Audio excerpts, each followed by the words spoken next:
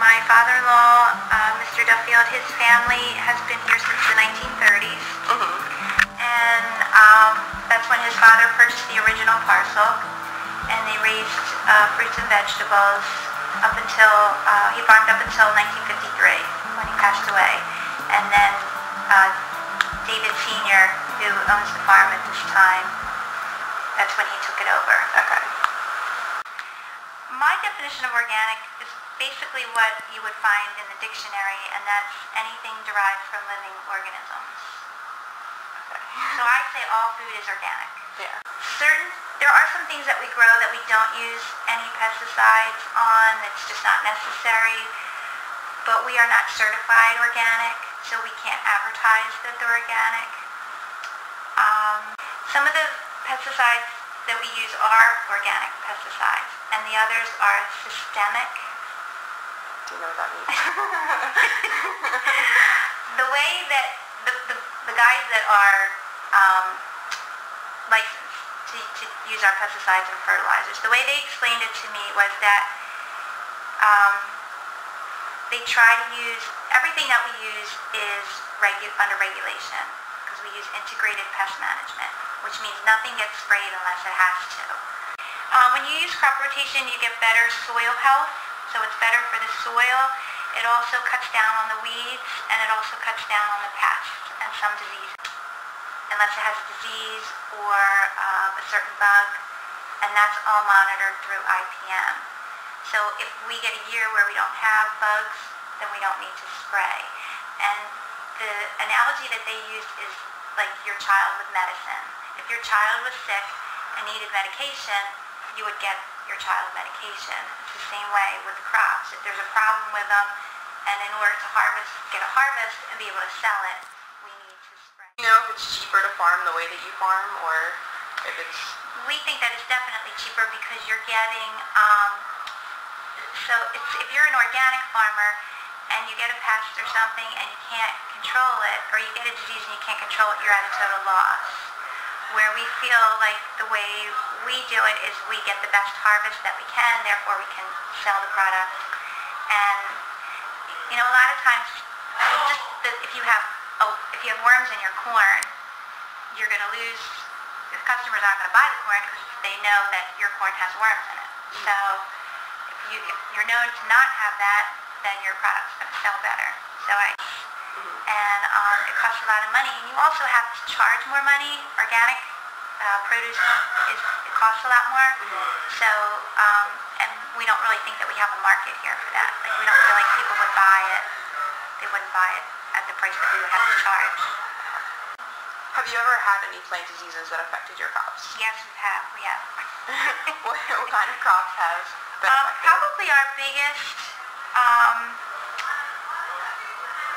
Probably our biggest one would be it's called Phytophthora, and it's a fungus that gets in squash, pumpkins, pretty much all that family. I believe cucumbers. I think they even had a year where it affected the strawberry crop, and you just can't. It's a fungus that attacks it. There's nothing that will kill it, and therefore, you take a loss on it. So, what kind of seeds do you use? Hybrid seeds. Uh-huh. I know some of our seeds are treated. They're pre-treated with certain fertilizers and certain, I believe it's fungicides, and that way you won't have to worry about it rotting. Do you know what constitutes, I guess, Jersey grown, just because it's grown in Jersey, or do you have to treat it specially, or? Jersey, I know, if you're under Jersey Fresh, yeah, you do have to have say a permit to market your stuff as Jersey Fresh. Locally grown, on the other hand, and I just learned this a couple years ago, is anything within, I think it's like 375 miles. So if you're buying something that's locally grown, it might not necessarily be grown in New Jersey. It could be grown in New York, Pennsylvania, Delaware, Maryland. Oh, wow. Anywhere. Actually, I think even West Virginia would be considered, because it's anything within that mileage. And I think that's kind of deceiving in a way. So that's why we always try to use, most of our stuff we say our own homegrown, and if not, if we know it's from Jersey, it's Jersey Fresh. Okay. Gotcha. And do you think it would be better to buy organic or, I guess, locally grown or Jersey fresh fruits and vegetables? And why? My personal opinion, I would definitely buy locally grown as opposed to organic, and again, I just think it's cheaper. And the research that I've done on organic is they say it's mostly, they feel like if they put organic on the label, they can charge more money for it. I think that the media has really tried to promote organic, and therefore, they can charge more money for it. It's really, Whole Foods and, what's that other place up? Trader Joe's. Yeah. I know they have a lot of organic stuff, and it's expensive. Mm-hmm. I talked to a young person, I shared my views on it, and she said she kind of felt better because she'd always felt guilty because she wasn't buying organic for her kids. Mm-hmm. And it's not really necessarily any more healthy than conventionally grown agriculture. So you don't feel that it's like healthier in any sense, or like there's nothing that you've ever read that I don't think it's been proven. I look at it this way, there's no statistics that state that conventional farming has killed anybody or made anybody sick. So when you look at it from that point of view, all right, people want to think that organic's better for them and they feel better when they eat organic stuff, let them spend their money and buy organic. But we've always, my kids when they were younger ate stuff right out of the field, never washed it. And we've never had any issues with it because we're doing things. In the wintertime, we're eating things that are coming from Chile and, Mexico, and they basically have no regulation. There's no statistics that say that anyone has ever been killed or gotten sick from conventional farming or conventional agriculture. But when it does cause a problem, the statistics that are out there are because the farm workers have mishandled their usage. So, we also believe that your farm workers need to be trained how to use the pesticides properly.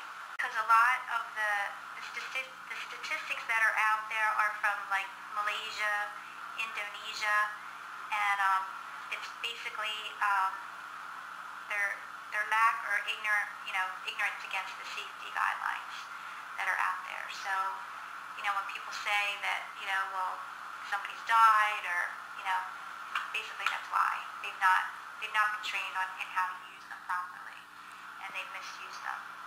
And again, some of those countries probably don't even have proper regulations.